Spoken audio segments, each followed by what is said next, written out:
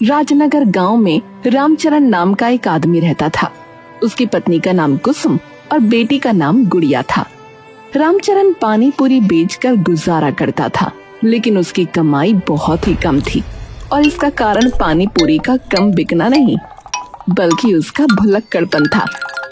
अरे रामचरण भैया, जरा 10 की पानी पूरी खिलाओ तो।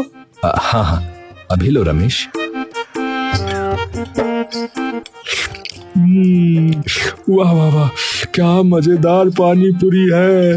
आपके जैसा पानी पूरी का पानी इस गांव में तो क्या आसपास के 10 गांव में भी नहीं बना होगा भैया। अरे अरे, इतनी प्रशंसा के लिए बहुत बहुत धन्यवाद भैया। वो कहते हैं ना कि स्वाद खाने में नहीं बल्कि खाने वाले की जीभ में होता है। हाँ, अरे ऐसा कुछ नहीं कहते हैं भाई, कहाँ कहते हैं, कौन कहता है?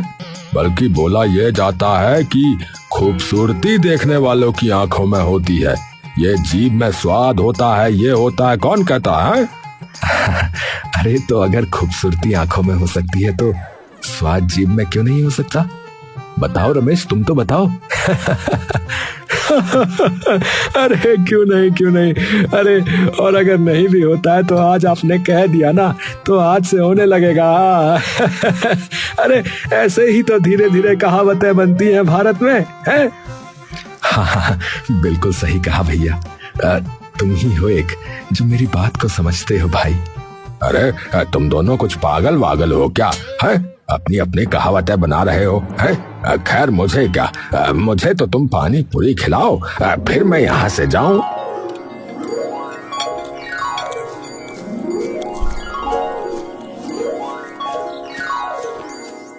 कि अचानक रामचरण ने उसे पुकारा। अरे ठहरो रमेश, अरे पैसे तो देते जाओ। क्या पैसे? अरे भैया, मैंने तो दे दिए थे 10 रुपए। अरे नहीं, अभी तक तो तुमने कुछ नहीं दिया भाई। अरे वाह रामचरण भैया, है आप तो पूरे के पूरे भुलक्कड़ निकले।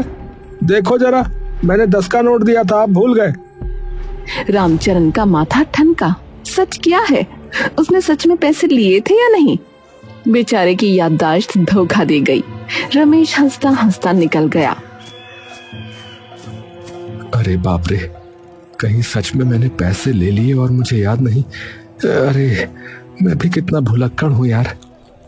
वहीं खड़ा दूसरा आदमी जो अब तक पानी पूरी खा रहा था, ये सारा नजारा देख रहा था। उसके चेहरे पर शैतानी मुस्कान फैल गई। वो रमेश से भी एक कदम आगे निकला।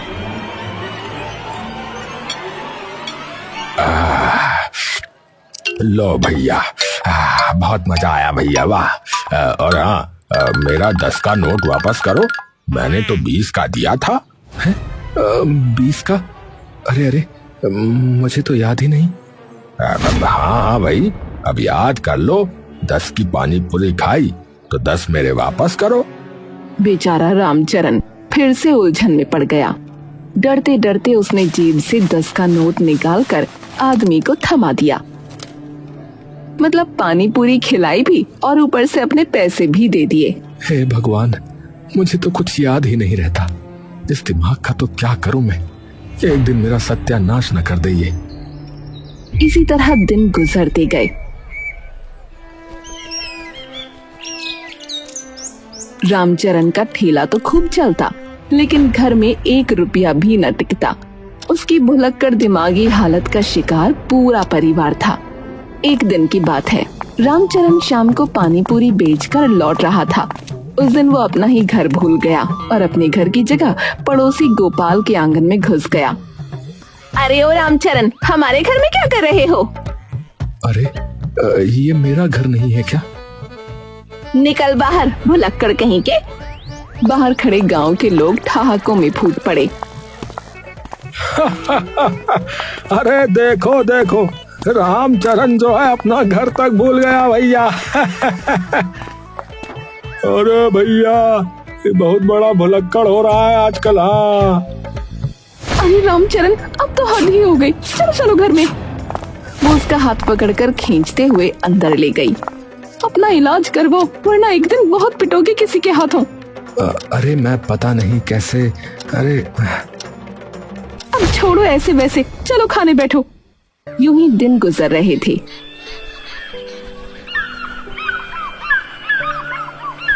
अचानक गांव में चोरी की घटनाएं शुरू हो गईं। एक के घर से छोटा सा बक्सा गायब हुआ जिसमें गहने रखे थे। लोग परेशान हो गए और शक की सुई सीधा रामचरण पर आ गई। अरे सुनो सबके सब लोग, अरे और कौन हो सकता है? यही रामचरण होगा। हाँ, इतना भुलक्कड़ है कि दूसरों का सामान अपना समझकर उठा लेता होगा, और क्या। हाँ, सही कह रहे हो। ये तो अपना घर भूल जाता है, दूसरों का सामान उठाकर भी कह देगा अरे मेरा ही है। अरे नहीं नहीं भैया, अरे मैंने किसी का सामान नहीं लिया। कसम है मुझे अपनी बेटी गुड़िया की, मैंने किसी का सामान नहीं लिया। हाँ, मेरे राम ने ऐसा कुछ न किया होगा। भले ही भुलक्कड़ है पर चोर नहीं।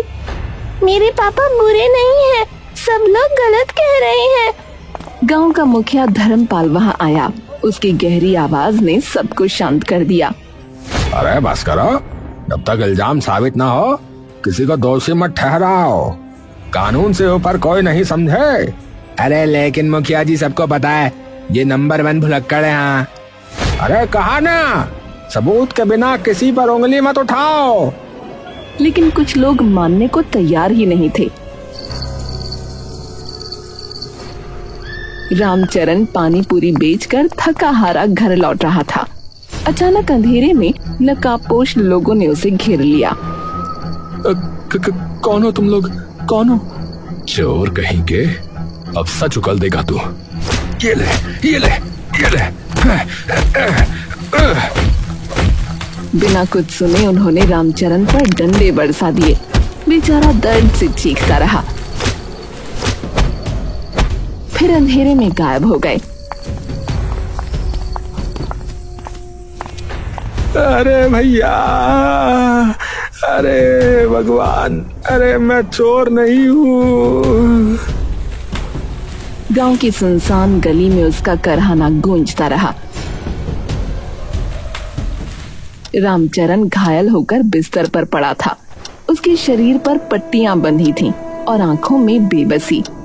घर का कोना कोना मानो दर्द से कराह रहा था। कुसुम का चेहरा चिंता से झुर्राया जा रहा था और छोटी गुड़िया की आंखों में सवाल तैर रहे थे।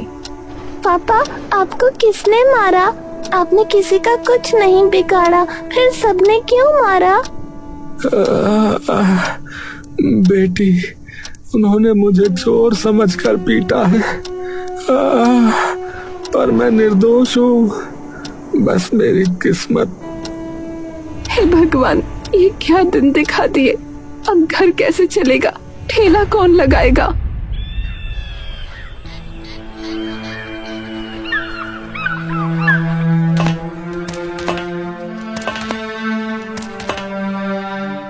माँ जी, मेरा नाम भोला राम है। जरा 2 रोटी मिल जाती तो कृपा होती। कई दिन से पेट खाली है। हम पर पहले ही मुसीबतों का पहाड़ टूट पड़ा है और तू भीख मांगने चला आया है। जा यहाँ से। गुस्सा मत करिए। अगर आप इजाजत दें तो क्या मैं आपकी कुछ मदद कर सकता हूँ? तू? अरे तू खुद एक भिखारी है, हमारी मदद क्या करेगा? हाँ हाँ, मैं भिखारी हूँ और देखो ना, लंगड़ा भी, लेकिन हाथ पांव जो चल रहे हैं, काम करने की ताकत अब भी है। आप पानी पूरी बेचते हो ना, मुझे ठेला दे दीजिए, मैं बेचूंगा। बस मुनाफे से थोड़ा हिस्सा मुझे दे देना। कहीं हमारा ठेला लेकर न भाग जाए। अरे कुसुम, हमारे पास कोई और रास्ता नहीं है। घर तो चलाना ही होगा। ये तो लंगड़ा है, ठेला कैसे चलाएगा? अब मैं चलूंगा नहीं, बस एक जगह खड़ा रहूंगा। लोग खुद आएंगे और पैसे लाना मेरी बात है, वो आ जाएंगे। बहुत सोच विचार के बाद आखिरकार कुसुम ने मजबूरी में हामी भर दी।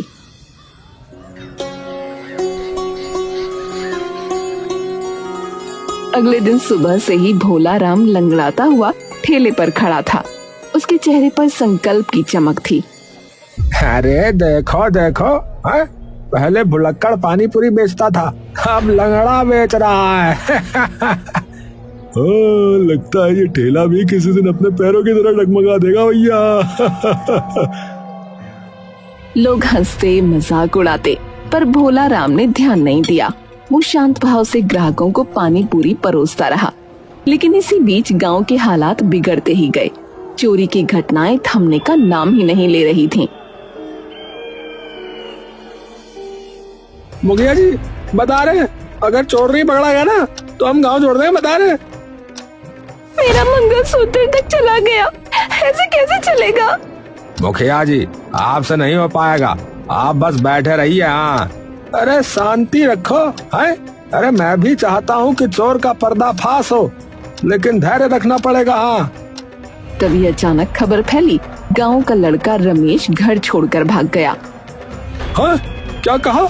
रमेश भाग गया? मतलब वही चोर था, सबका सामान उठाकर भाग गया। देखा देखा, हमने पहले ही कही थी हमने। अब तुम्हारा क्या काम बचा मुखिया जी, बताओ। नहीं बता दो, अब तुम बता ही दो। अरे हे भगवान, अरे कहीं सचमुच अब क्या होगा? गांव में कोहराम मच गया। लोग रमेश को कोसने लगे। गांव वालों का गुस्सा मुखिया पर भी टूट पड़ा। इसी बीच भोला राम की तेज आवाज गूंजी। अरे रमेश चोर नहीं था, चोर कोई और है। अरे क्या बोला जा रहा है? झूठ बोल रहा है तू। अरे कौन ले गया हमारा सामान, बता। तू ही बता दे फिर, कौन है भैया चोर, बता दे। मुझे ये तो नहीं पता कि चोर कौन है, पर रमेश का असली राज मैं बताता हूँ। वो किसी का सामान लेकर नहीं भागा, वो तो जो है अपनी मोहब्बत के साथ भागा है। मोहब्बत? कौन मोहब्बत? अरे वो गांव के ही गोपाल की बेटी इमली। अरे भैया ये सच कह रहा भैया, मैं ये बात छुपाना चाहता था, पर आज पता चला भैया कि राज भला कहाँ छुपते हैं। हमारी नाक कटवा दी उसने। ये सुनते ही चौपाल पर सन्नाटा छा गया। हर कोई एक दूसरे का चेहरा देखने लगा। अरे मतलब चोरी वोरी नहीं, मतलब ये तो प्यार मोहब्बत वाली कहानी चल रही भैया है, कुछ होता वाली कहानी चल रही है, शाहरुख और काजोल वाली है। हे भगवान, ये तो कोई और ही बात निकल आई। हाँ, तो इसका मतलब असली चोर अब भी गांव में ही है, और हम सब बेवजह रमेश को कोस रहे थे, बताओ। पर भोला राम, तुमको इतना सब कैसे पता चला? अरे हाँ भोला राम, तू इतना बड़ा राज कैसे जान गया रे? कहीं तू भी? हाँ, कहीं तूने ही तो उन लोगों को नहीं ठगवाया? अरे भैया गलत मत समझो, सच्चाई ये है कि रमेश और इमली अक्सर मेरे पानी पूरी के ठेले पर आते थे। वहीं मैंने उनकी बातें सुन ली थी भैया। और गोपाल भैया, सरोज भाभी, इसमें आपकी नाक कटने जैसी कोई बात नहीं है। आपकी बेटी ने चोरी नहीं की, बल्कि प्रेम किया है। अगर आप लोग मान जाते तो आज उन्हें भागना ना पड़ता। सही कह रहे हो। हाँ, हमने ही उसकी बातें अनसुनी कर दी भैया। अब अगर उसका फोन आए तो गुस्से से नहीं बल्कि प्यार से बुलाइएगा, तब देखना वो खुद लौट आएंगे। हाँ। गोपाल और सरोज उसकी बात सुनकर चुपचाप सर झुकाए वहां से चले गए। भीड़ छट गई, लेकिन सवाल वही का वही रह गया, आखिर चोर है कौन? अगले दिन मुखिया धर्मपाल का नौकर हरिराम भोला राम का मजाक बनाने के लिए लंगड़ाता हुआ आया और बोला, अबे चल लंगड़े, मुझे भी जरा तेरी मशहूर पानी पूरी खिला चल। भाई मजाक ना उड़ाओ, बैठो मैं खिलाता हूँ। हरिराम पानी पूरी खाने लगा। तभी कुछ लोगों की नजर उस पर पड़ी। उन्होंने देखा कि उसके हाथ की उंगली में वही अंगूठी चमक रही थी जिसकी चोरी की रिपोर्ट गांव में हुई थी। भैया, मोरी मैया, जरा देख रहे, ये अंगूठी तो उसी चोरी वाली अंगूठी से नहीं मिल रही है। ए, साले को पकड़ो इस हरामी को। यही है असली चोर, यही है रे। पकड़ पकड़ पकड़ हरिया पकड़। भीड़ ने हरीराम को घेर लिया। अबे अबे बाबलो रुक जाओ। ए भाई रुक जाओ भाई। अरे अब बोल, अरे कहाँ छिपा रखा है बाकी सामान, बोल बोल।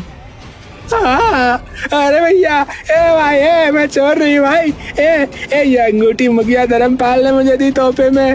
भाई मैं चोर नहीं हूँ। भाई मार मत भाई। तोहफे में? अरे झूठ बोलता है। तोड़ खपड़िया तोड़ साले की है, खपड़िया तोड़, ईंट मार। अरे बस करो। अरे बिना सुने मारना बंद करो। अगर हरीराम कह रहा है कि अंगूठी उसे मुखिया ने दी है तो पूछ लो ना मुखिया से। ए भैया सुन ले, अगर झूठा निकला तो यहीं गाड़ देंगे, बता रहे तुझे। हाँ यहीं गाड़ देंगे, हाँ यहीं कब्र बना देंगे तेरी, बता रहे। हाँ भैया पूछ लो भैया, मैं झूठा थोड़ी हूँ, मैं झूठ नहीं बोल रहा।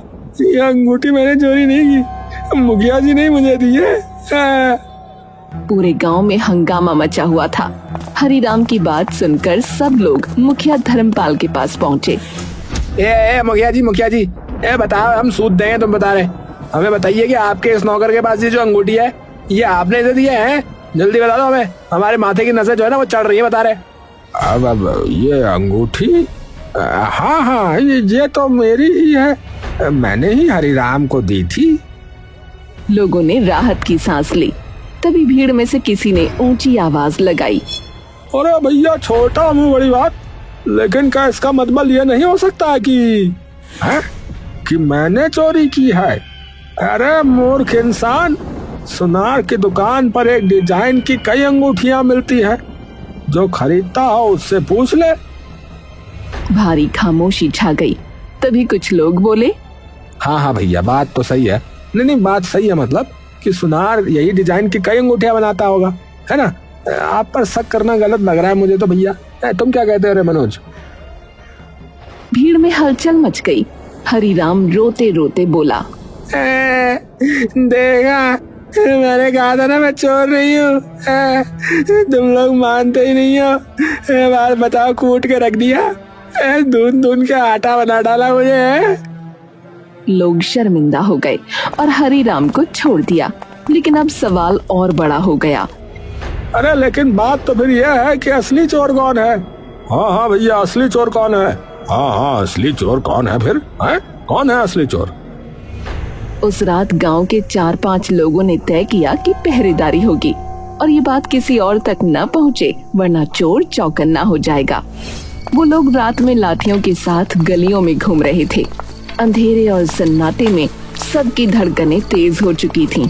अचानक किसी ने देखा, भैया देखो, वो कोई आदमी कहीं चोरी छिपे जा रहा है, देखो। वो चारों फौरन उस तरफ भागे और दौड़कर उस आदमी को पकड़ लिया। वो भोला राम था। तो तू ही है असली चोर, है? पानी पूरी बेचने का ढंग किया है और चोरी करने गांव में घुस आया। भोला राम हांफते हुए हाथ जोड़कर बोला, नहीं मैं चोर नहीं हूँ। मैं भी आप लोगों की तरह चोर का पता लगाने के लिए रात में निकला हूँ। अरे झूठ बोल रहा है, सरासर झूठ बोल रहा है ये बंदा। अरे अभी मंदिर में असली चोर घुसा है, वो मूर्ति का मुकुट चुराने वाला है। वो लोग ये सुनकर हैरान रह गए।